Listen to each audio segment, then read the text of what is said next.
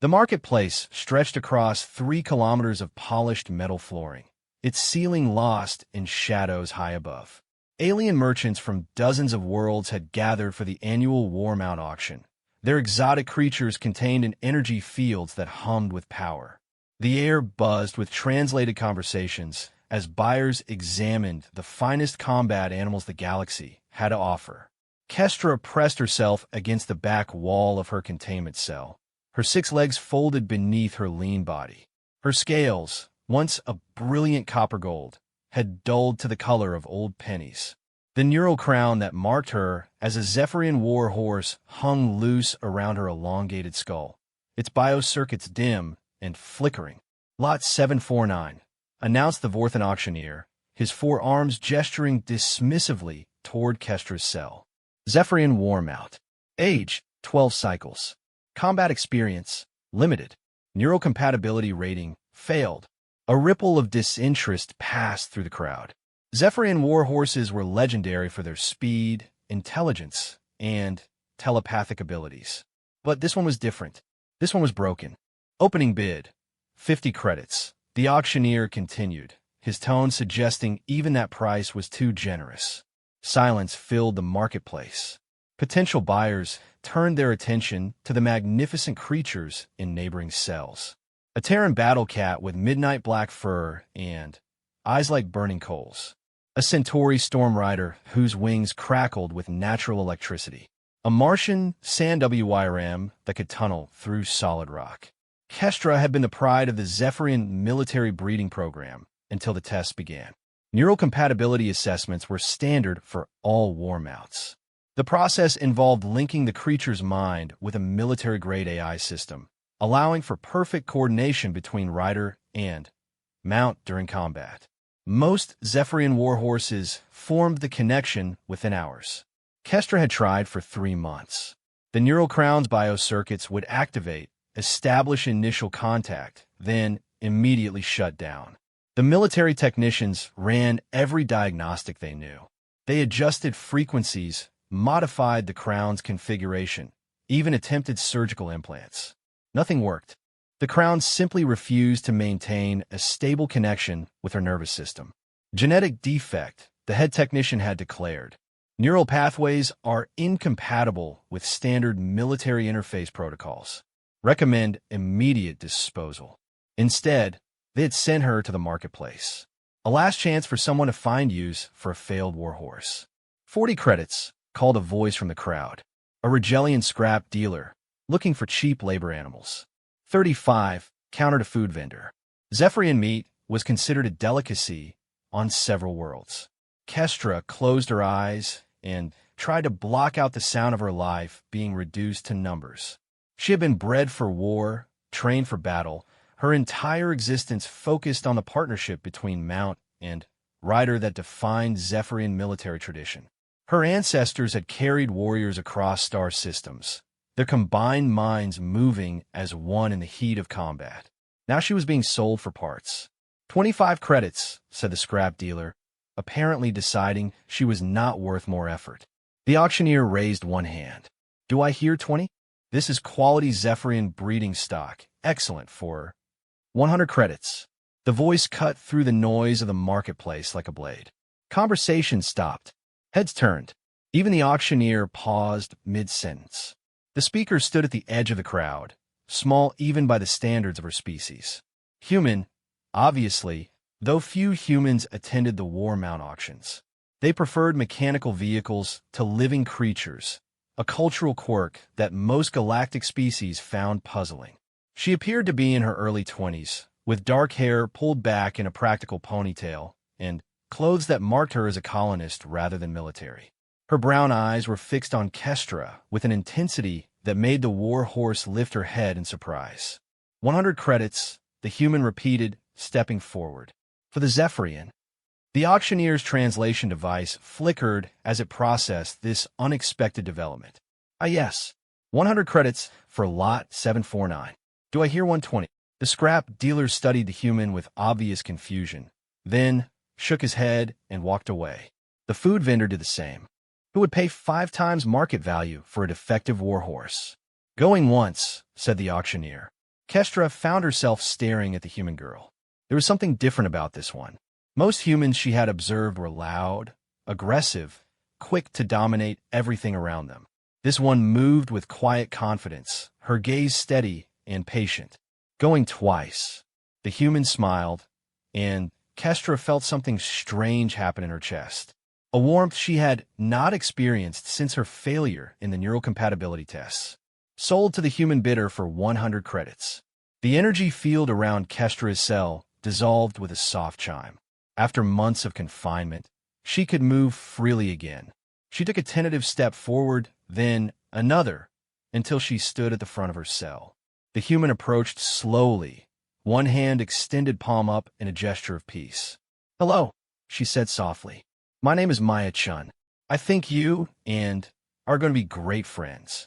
Kestra tilted her head, studying this strange creature who had just purchased a failed war horse for more money than most people spent on functional vehicles. The neural crown still hung loose around her skull, its circuits dark and useless. But as Maya reached out to touch her snout, Kestra felt something she had never experienced before. Not the harsh artificial connection of military interface technology, but something warm and organic and entirely natural. A connection between two minds that needed no technology to bridge the gap. Maya's eyes widened as she felt it too. "Oh," she whispered. "Oh my." Around them, the marketplace continued its business. Exotic creatures changed hands for enormous sums. Weapons dealers hawked their wares. Military contractors negotiated bulk purchases. None of them noticed the moment when everything changed, when a rejected war horse and a human colonist formed a bond that would reshape their understanding of what was possible. Maya stroked Kestra's snout gently. "Let's go home," she said. For the first time in months, Kestra's scales began to brighten, copper gold returning to their surface like sunrise breaking through clouds. She had found her rider. The galaxy was about to discover what that meant. The transport ship Meridian was not designed for passengers like Kestra. Maya had paid extra for a cargo hold large enough to accommodate a Zephyrian warhorse, though the ship's captain made his disapproval clear through every interaction. "Humans and their pets," Captain Vex muttered in Galactic Standard as he processed the boarding documents. His Altarian features showed the typical disdain his species held for Earth's tendency to form emotional attachments to other creatures. "That thing is worth more in meat than credits." Maya ignored the comment, focusing instead on making Kestra comfortable in the modified cargo space. She had spent her savings on the purchase, but the money meant nothing compared to the connection she felt growing stronger each hour. The bond was unlike anything she had expected. During the transport to the ship, Maya had felt echoes of Kestra's thoughts and emotions. Not words exactly, but impressions that spoke directly to her mind. Curiosity, gratitude, a deep longing for purpose that matched her own. Kestra settled onto the padded flooring Maya had arranged, her 6 legs folding gracefully beneath her. The warhorse's scales had continued brightening throughout the journey, and now they gleamed with an inner light that seemed to pulse in rhythm with Maya's heartbeat. "The neural crown," Maya said, studying the device that still hung loose around Kestra's neck. "May I?" The response came not as sound, but as direct understanding flowing into Maya's mind. Permission, trust, a willingness to try something that had failed countless times before. Maya lifted the crown carefully, examining its biomechanical construction.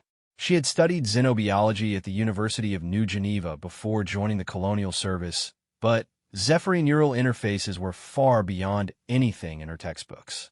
The crown was a living machine, its organic circuits designed to interface directly with the Zephyrian's nervous system. Military versions were programmed for combat applications, tactical analysis, weapon targeting, formation coordination with other mounted units. But as Maya held the crown, she felt something different. The device was not just a tool for war. It was a bridge between minds, capable of linking two consciousness into something greater than either could achieve alone. "They tested this wrong," Maya said aloud, speaking to both Kestra and herself. They were trying to force a connection with machines. But that's not what you need, is it? Kestra's large eyes fixed on Maya's face. In her mind, Maya felt agreement mixed with hope. The biocircuits in the crown were designed to adapt to their wearers' neural patterns.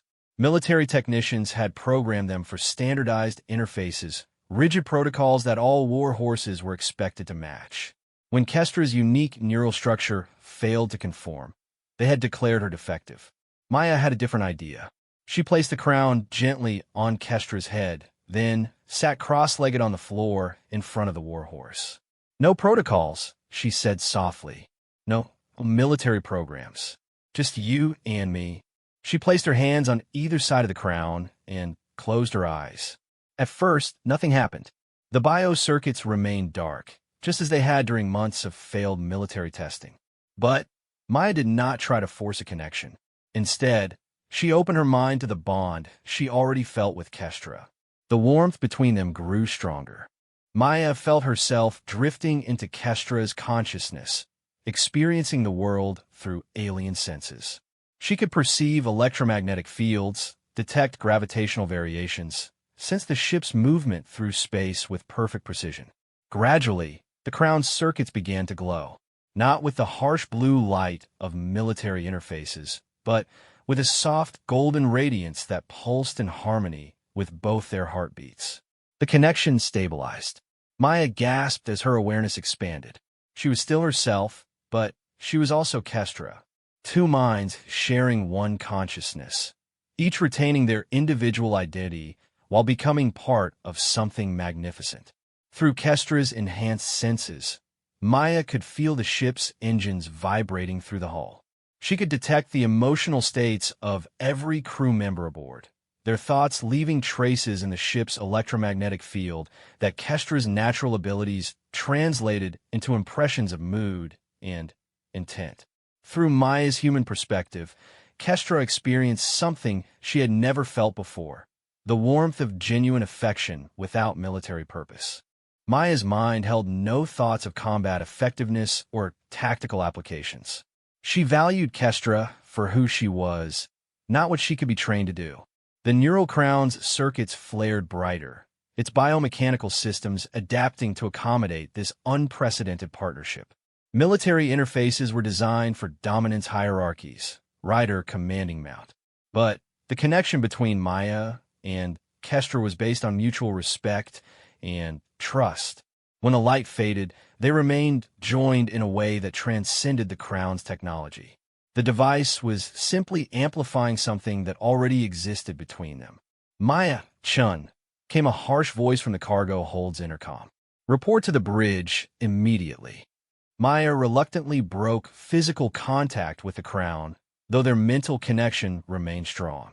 "I'll be right back," she said to Kestra, who responded with a wave of understanding and contentment. The ship's bridge was cramped and efficient, designed for the Altarian crew's four-armed physiology. Captain Vex waited beside the communication console, his expression more serious than before.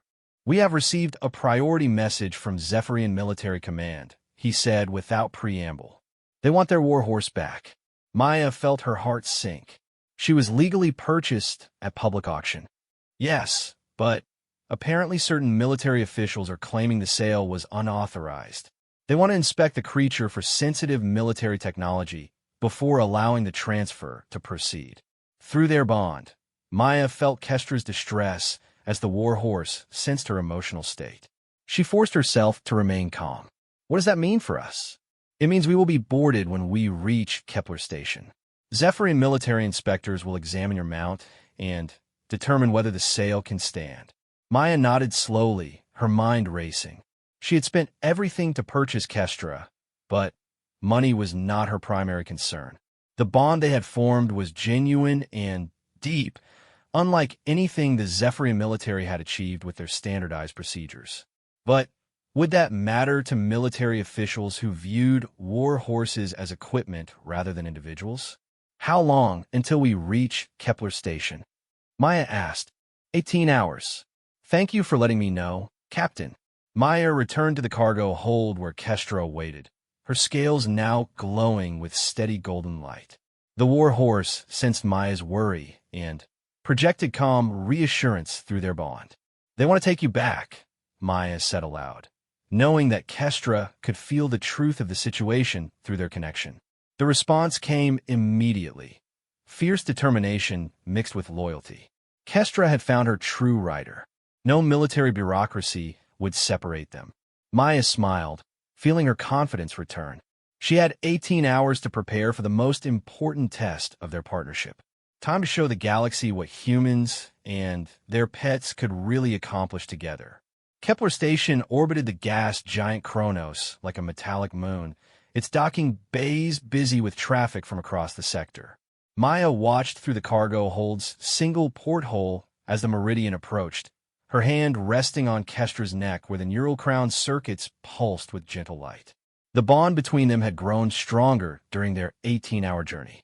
Maya now understood that Kestra's failure with military interfaces was not a defect, but a fundamental incompatibility with their approach. Zephyrian war horses were not designed to be dominated. They were partners, capable of extraordinary things when treated with respect and understanding. "Docking in 10 minutes, Captain Vex announced over the intercom. "Zephyrian inspectors are already waiting in Bay 12. Maya felt Kestra's nervousness through their connection, mixed with determined loyalty. Whatever happened next, they would face it together. The docking process completed with mechanical precision. Within minutes, Maya heard footsteps in the corridor outside the cargo hold. Multiple individuals moving with military discipline. The door slid open to reveal 3 Zephyrians in formal military dress. Their leader, a tall female with elaborate rank insignia, stepped forward with an expression of cold authority. "I am Commander Thessarian of the Zephyrian Defense Corps," she announced in accented galactic standard. "I am here to inspect military property that was improperly sold at public auction." Maya stood slowly, keeping one hand on Kestra's neck. "The auction was legal and public. I have documentation of the purchase." "The documentation is irrelevant," Commander Thessarian replied. "This war horse contains classified military technology. The Neurocrown alone is worth more than most starships." Through their bond, Maya felt Kestra's reaction to the commander's presence. Not fear, but disappointment. Recognition mixed with sadness. This was the officer who had declared her defective and ordered her disposal. "Your pet will be returned to military custody for proper evaluation," the commander continued. "You will be compensated for your purchase price, plus reasonable expenses." "She's not defective," Maya said quietly. Commander Thessarian's eyes narrowed. "I beg your pardon?" "The neural crown. You declared her incompatible with military interfaces, but that's not true. She's incompatible with your approach to neural interfaces." One of the other inspectors, a younger male, stepped forward. "The creature underwent 3 months of testing with our best technicians. Every attempt at neural interface failed."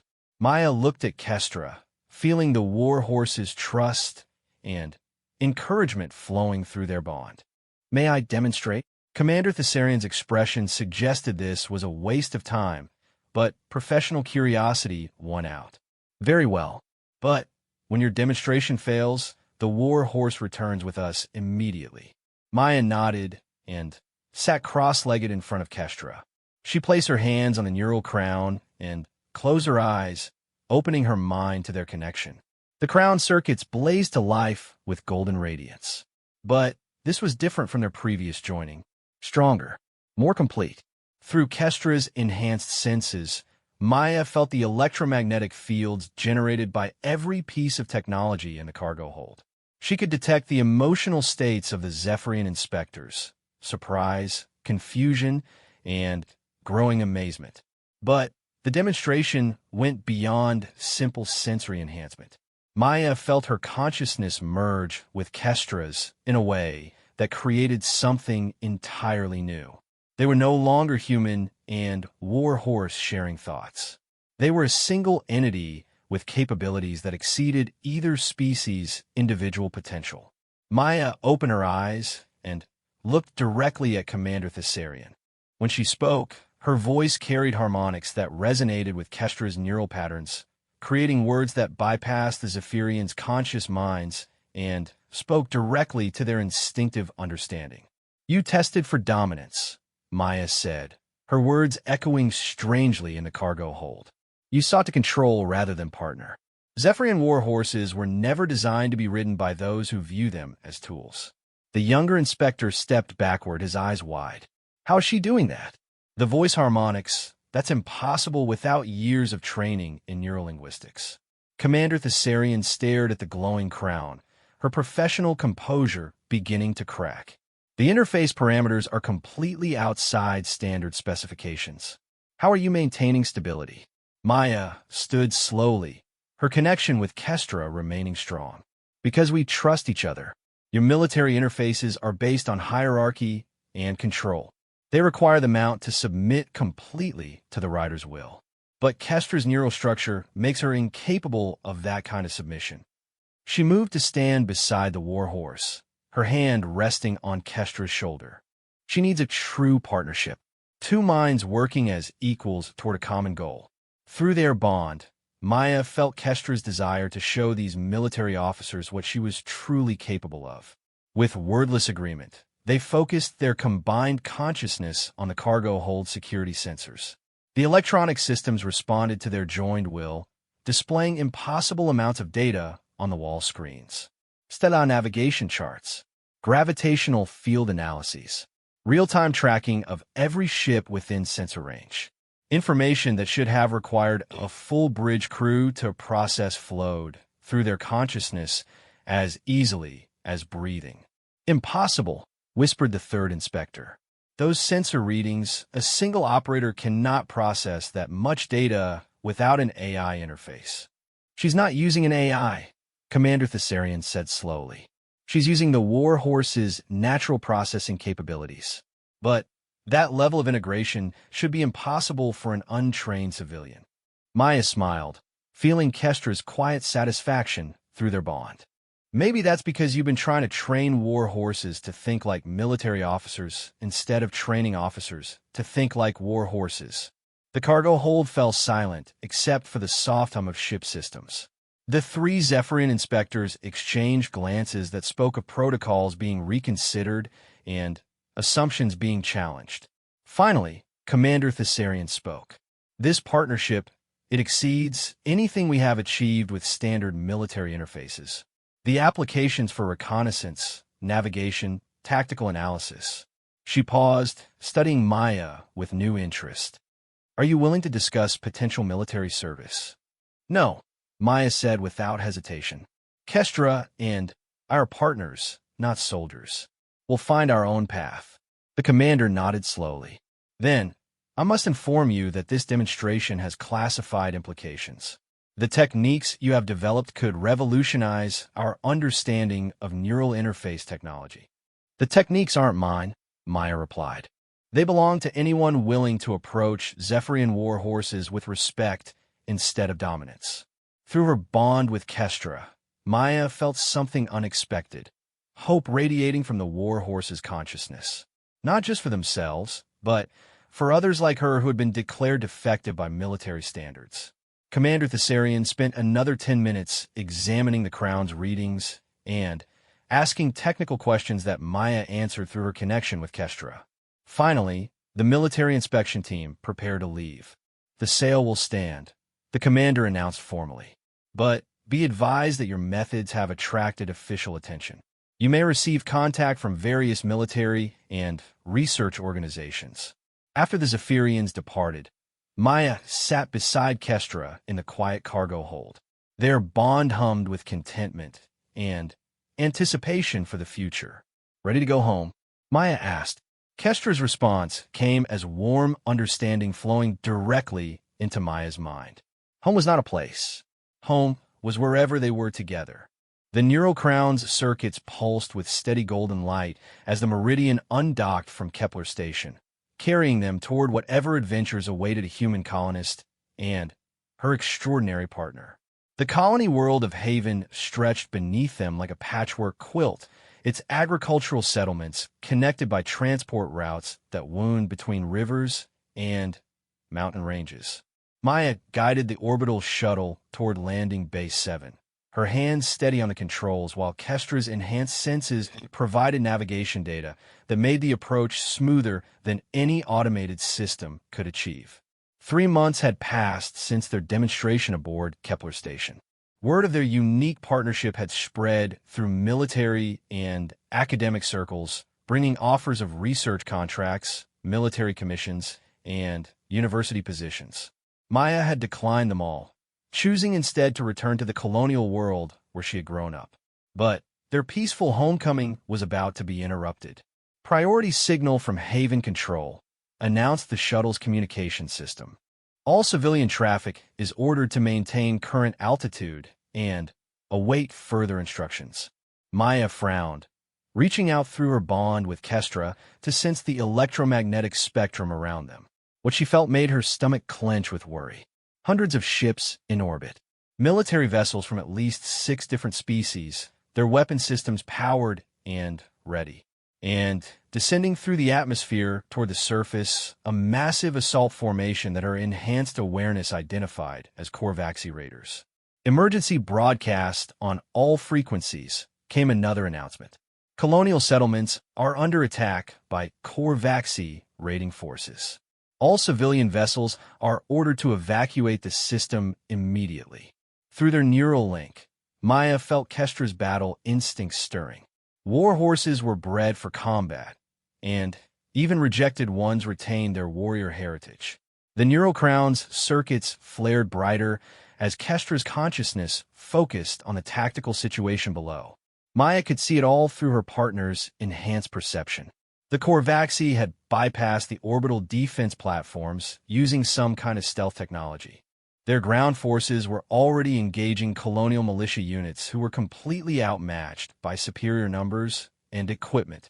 "We have to help them," Maya said aloud, knowing Kestra would feel her determination through their bond. The response came immediately. Fierce agreement mixed with combat anticipation. Kestra had found her true purpose at last.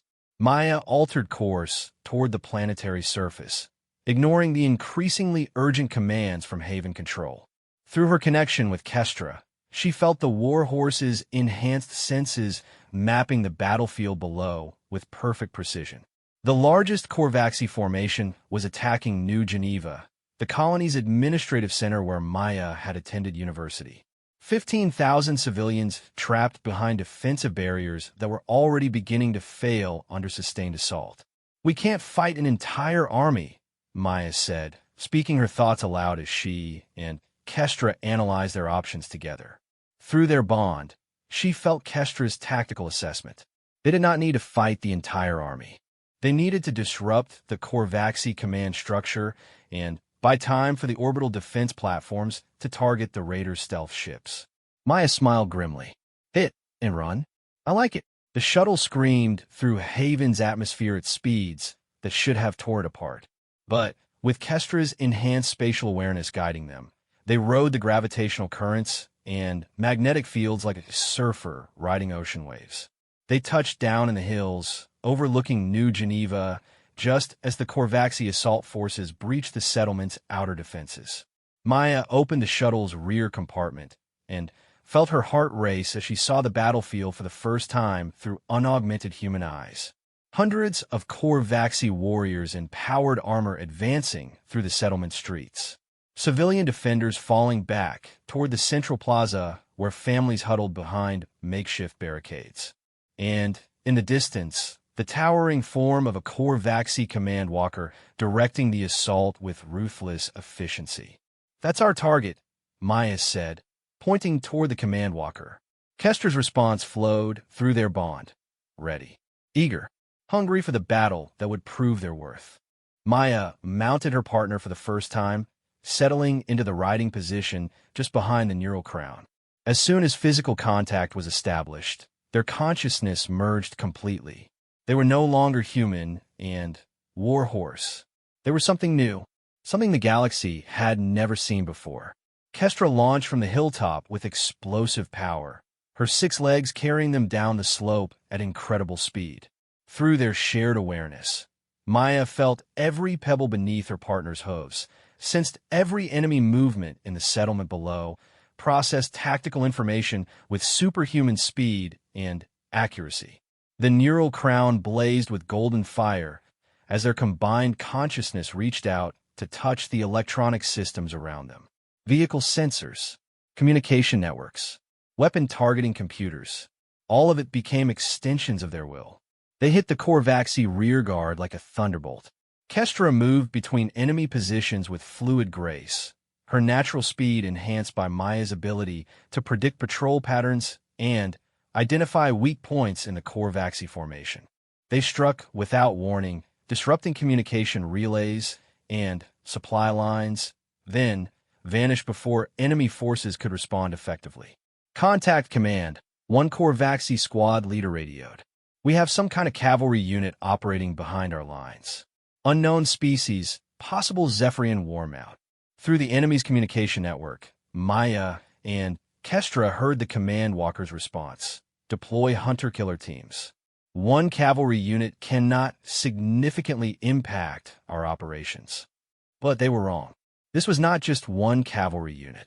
This was a partnership that operated with precision no military formation could match. Maya and Kestra struck again, this time targeting the Korvaxi artillery positions that were bombarding the civilian defenses. Kestra's enhanced electromagnetic senses allowed them to approach through sensor blind spots, while Maya's tactical analysis identified the optimal sequence of targets. Within minutes, half the artillery units were destroyed, and the remainder were relocating to defensive positions, reducing their effectiveness against the settlement's barriers. All units converge on Grid 774, commanded the Korvaxi leader. We have a priority target. Maya felt Kestra's battle joy through their bond as enemy forces abandoned their assault on the civilians to hunt for them instead. Every squad redirected toward their position was one fewer attacking the innocent. They led the hunt through the industrial district, using their combined awareness to stay one step ahead of the converging forces. Kestra's natural abilities allowed them to perceive enemy movements through electromagnetic signatures, while Maya's understanding of human engineering helped them navigate the complex terrain. But the real prize remained the command walker, its towering form still directing the assault from the settlement's center. Taking it down would require something more than hit-and-run tactics. Through their neural link, Maya felt Kestra's recognition of a tactical challenge.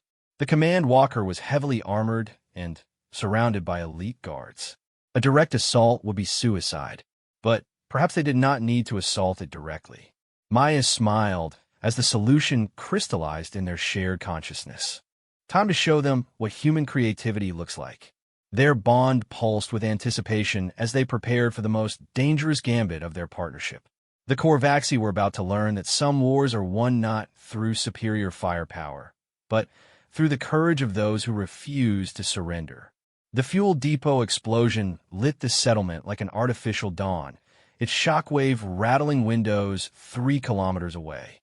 Maya and Kestra watched from their concealed position as the Korvaxi command walker staggered under the blast, its energy shields flickering and failing. They had not attacked the walker directly. Instead, they had used their combined electromagnetic senses to locate the underground fuel lines that powered the settlement's industrial district. A precise strike at the distribution hub had created a chain reaction that knocked out power to half the settlement, including the walker's mobile command center.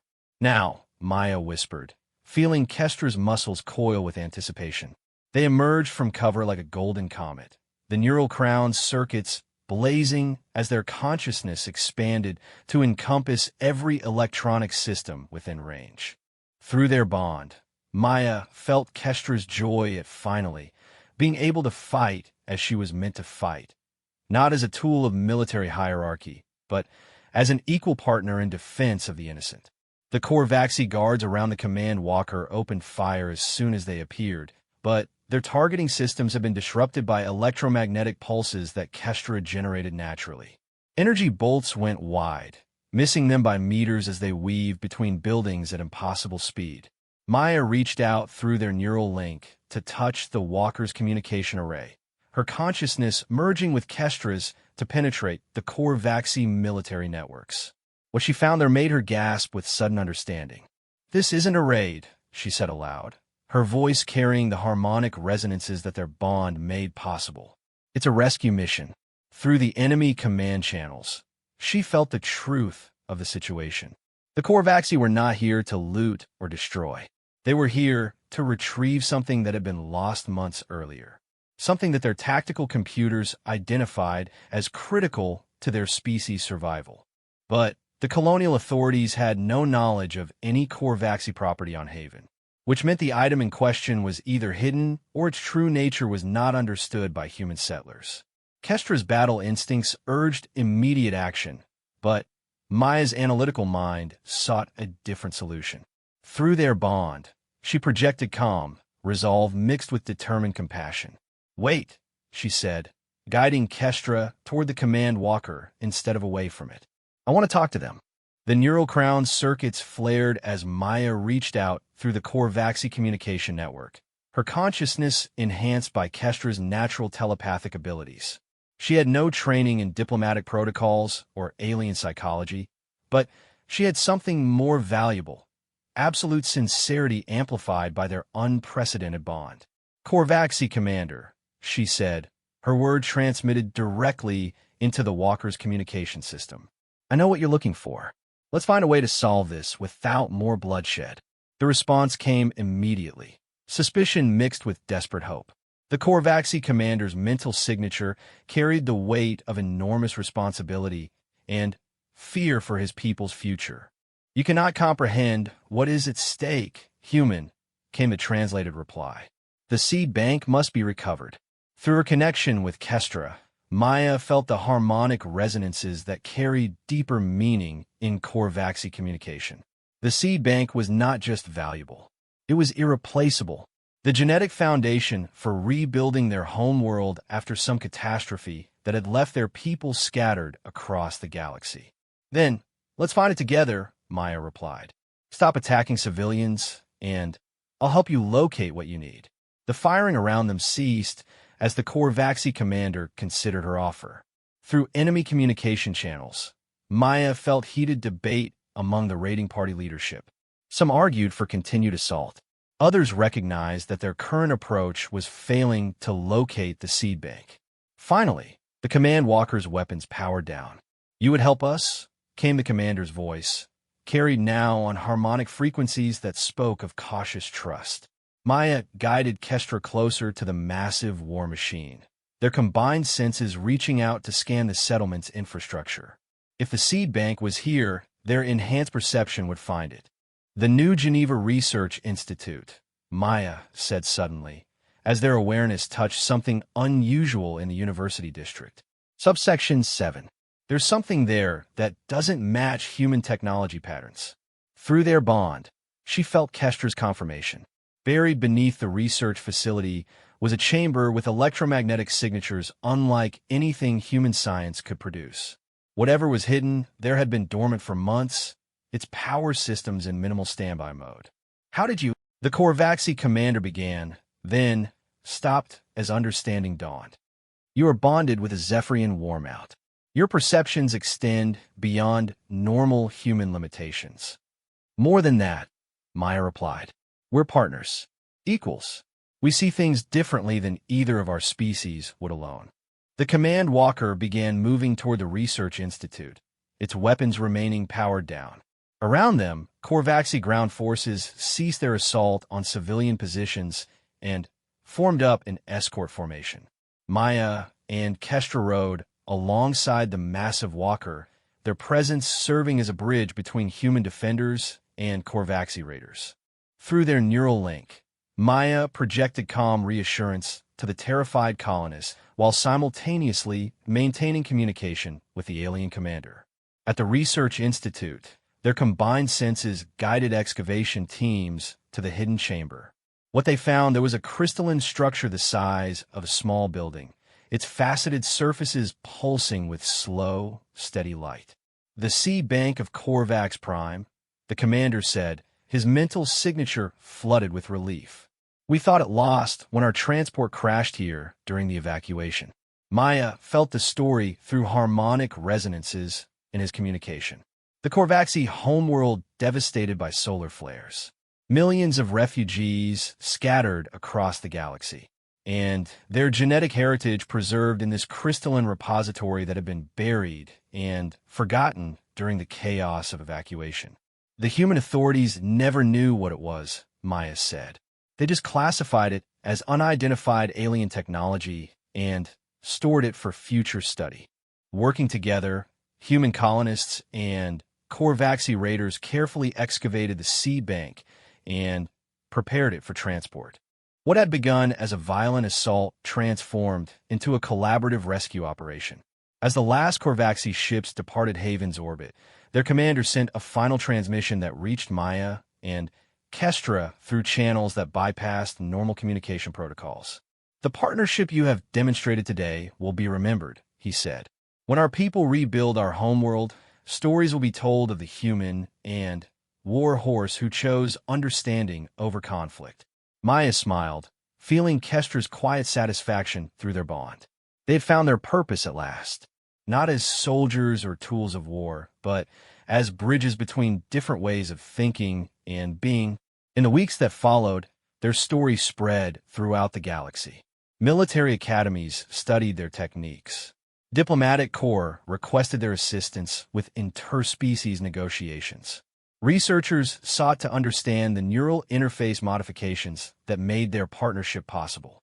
But Maya and Kestra remained on Haven, working with the colonial administration to establish the first interspecies communication center in the sector. They had discovered that their bond could facilitate understanding between any species willing to approach each other with respect and openness. The neural crown circuits had evolved during their partnership, its biomechanical systems adapting to accommodate not just Maya and Kestra's unique connection, but the possibility of bridging consciousness between any compatible minds. Commander Thessarian arrived 6 months later with a formal delegation from Zephyrian Military Command. She found Maya and Kestra working in the hills outside New Geneva, training other human war horse partnerships using methods that emphasize cooperation over control.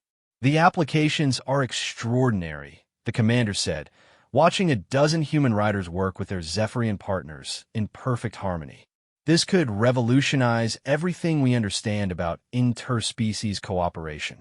Maya nodded, her hand resting on Kestra's neck where the neural crown pulsed with steady golden light. "It's not about the technology," she said. "It's about trust." Through their bond, she felt Kestra's agreement mixed with contentment.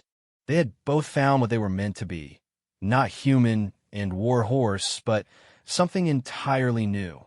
Something that proved the galaxy's greatest strength lay not in military might or technological advancement, but in the courage to reach across the vast differences between species and find the common ground that made understanding possible. The rejected war horse had become the foundation for a new age of galactic cooperation, and the human girl who believed in her had helped make it all possible. Their story was just beginning.